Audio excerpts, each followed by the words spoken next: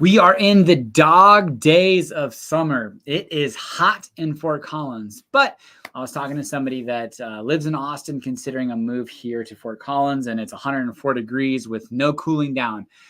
As much rain as we've gotten this year, yeah, we probably don't need much more necessarily, but it's been nice having these afternoon showers that kind of cool everything off. 90s and 80s are in the forecast over the next 9 to 10 days. And we're starting to see a transition into fall. School is a couple weeks out. Back to school emails are coming through, what to get ready for, what to prepare for. But we are live in Fort Collins Wednesday night, 6 o'clock, which I'm going to jump to the end. I don't want you to leave this broadcast if you are watching it, or maybe just put it on your phone and go out. But the last Lagoon concert series is tonight, 6:30 to 8:30 at CSU, the Lagoon. The Wendy Wu Band is playing. So it's the last one of the season. They usually do 6 to 8 concerts a year. So if you're looking at doing something fun tonight, you can go check that out. But right here, we are going to talk to you about some things that have happened over the last week, things that you can do here in Northern Colorado, City Council, developments under review. So let's jump in. One of the interesting kind of things that are happening in Fort Collins, one of our largest employers, OtterBox, has had their second round of substantial layoffs. Inside information is telling me around 100 employees were let go. In fact, today I talked with one of the employees that were let go after having been with the company for 13 years. But hearing his insights were pretty nice. He was very grateful to the company. He was excited about future opportunities, whether he was going to find, he's an engineer, whether he finds another employment here in Northern Colorado, the region, or maybe even start their own business. But that being said, he was grateful for the opportunity to be part of something that was so special and growing. And he's very hopeful that these cuts are what are needed to right the ship and get it back on course. JC Richardson, who I went to school with, is now the CEO. And, I hope the best for him. I don't know him that well, so I'm not going to, say that I do, but I just wish him the best. This last weekend, the Lego Creation Festival, 21 teams building Legos downtown.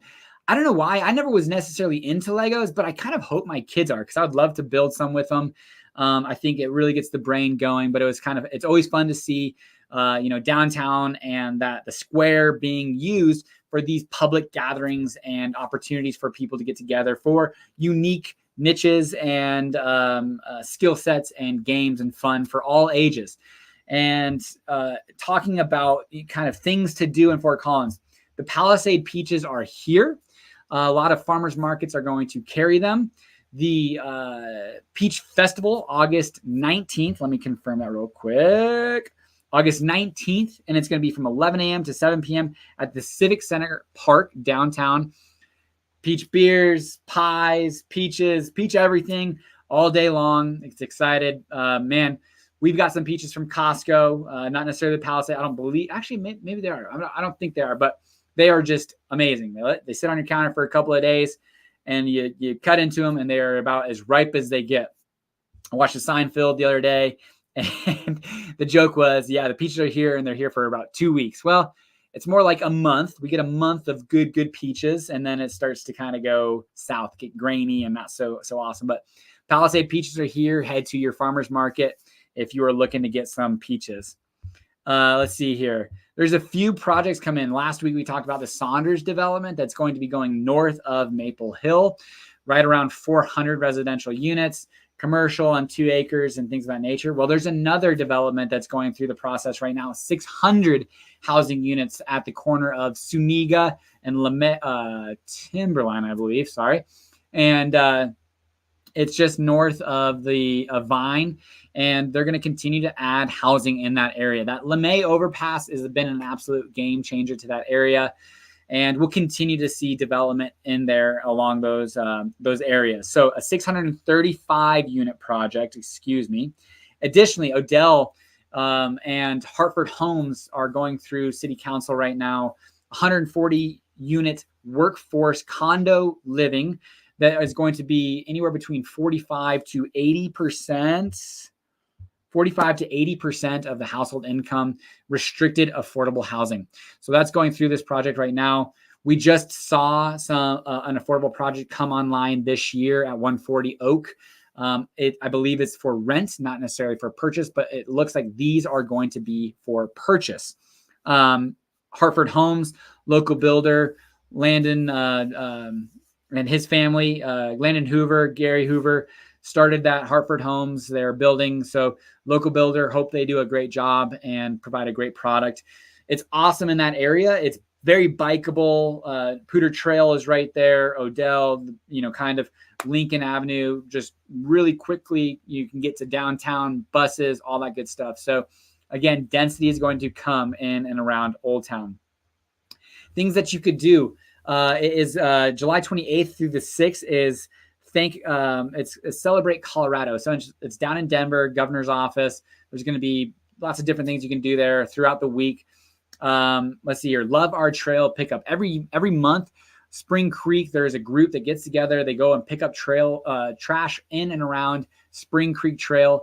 They're meeting this Saturday at Snack Attack, and then going to go from there, have a couple beers, and pick up the trail. It's really great to see these kind of volunteer groups trying to keep Fort Collins, pretty amazing. And, it's not funded by the government, but it's these types of people and individuals that want to see their community flourish and stay strong that we're very grateful for.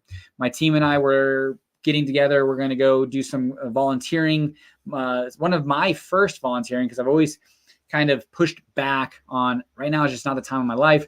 I don't have the time or energy, but we're making it a priority. We're going to go and volunteer some of our time within the community that we believe is going to be pretty beneficial. So 6 of us, Connor, Caleb, Zach, Izzy, Ashley, myself, are all going to volunteer here on August 17th.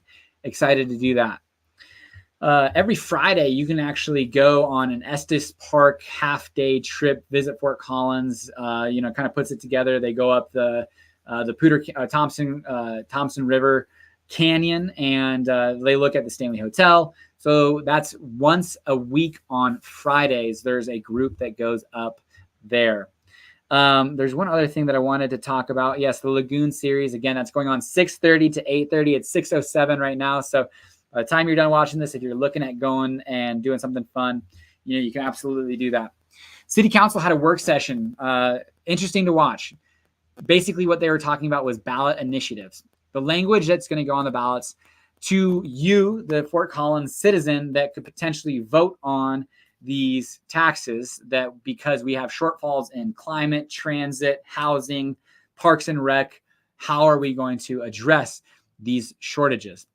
I can say my initial gut reaction is we just had a massive increase on our property taxes because of the anywhere between really 20 to 40% increase on your property value. Now, we will see what the governor does as far as if they pass any bills, moving your standard deduction from $15,000 to $40,000, and the rate from 7.15 to 6.7. But those are all kind of wishful thinking. Right now, all you have to take into consideration is that you had a 20 to 40% increase in your property valuations, which will impact your property taxes paid on an annual basis.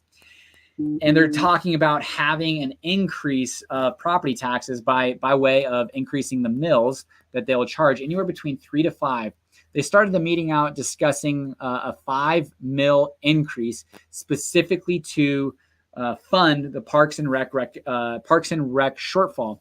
Now, this is the ongoing maintenance, also the need for Mulberry Pool to get retrofitted, a pool in Northeast probably in the next 20 years is what it looks like, and also to maintain a Southeast pool and community center, which has already been funded, but the annual maintenance of it has not.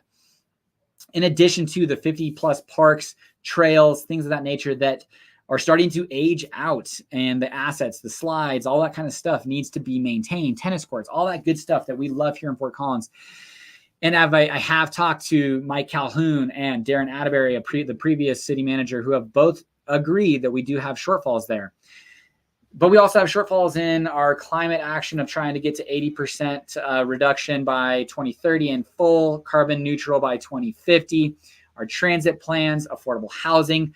We're trying to build 280 affordable housing units a year, apparently, and we're building 120 a year is my understanding.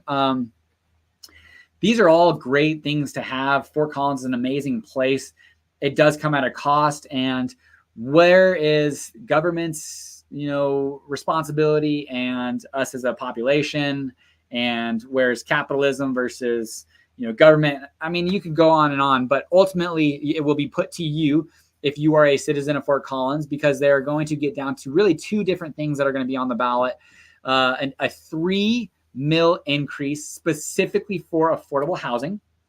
And then instead of a quarter cent increase on sales tax, a half-cent increase on sales tax, which will be given to Parks and Rec, Transit, and Climate. I believe that is it. And Climate and Transit, Parks and Rec, and Aquatics. Parks and Rec and Aquatics, Transit, and Climate. And there'll be that half cent will be evenly distributed and reconciled every 10 years until 2050. Those are really the two big things that they're going to put on the ballot that you will have to vote yes or no on. Yes, you want a property tax increase to basically impact our affordable housing ability, or yes, you want to have a half cent increase on our sales tax, which will go towards the annual maintenance of Parks and Recreation and Aquatics, as well as our climate and transit plans. Those will be on the November 2023 ballot. I can say that my gut is like, man, you guys just received a massive increase on our property taxes. Let's figure that out first and, address what needs to be done and make some tough decisions of whether that's parks, putting a park away, or, figuring out what we can do with the current income, because we're a great community as far as property taxes go. Kelly Olson suggested we are the fourth best as far as property tax rate. But as we see our property values increase, our actually property taxes are going to continue to get more and more expensive. So it will be up to you come November once this gets finalized. But here in the next week on Monday, there are going to have a full discussion about the land use code. And I would say it's definitely something worth tuning into next Wednesday. And I'll give you a full recap of what they are thinking. As much as these taxes that are going to go in are going to affect the next 20 to 30 years, so too is this land use code that they're going to change, alter, and adjust for the first time since 1997. And we'll see if it gets repealed, if it goes through, or if it goes onto the ballot. But ultimately, this is going to be a very, very important work session. It's really going to dictate where this land use code ultimately goes for the city council to vote on a first reading and then subsequent second reading. So make sure to tune in next Wednesday as I talk about that. That is tonight's show. Hopefully this continues to be some great information for you, whether you're watching this live or on a rerun. Never hesitate to reach out, ask questions. I will do my best to answer those. And otherwise, enjoy the last couple weeks of summer before school starts. My little one's going to be in kindergarten and preschool. And my boy got sent home from daycare today because he was biting and hitting people. And he is about as tough as they come. But I will need to take a step back, not wrestle with him so much, and try to get him in line. Because he fell off the trampoline today on his back and just goes, gets up and goes. So excited for my kids to get rocking and rolling in Poudre School District and preschool, and continue forward with our little life and piece of heaven that we got here in Fort Collins. Thank you for watching. Until next time, guys, have a great evening.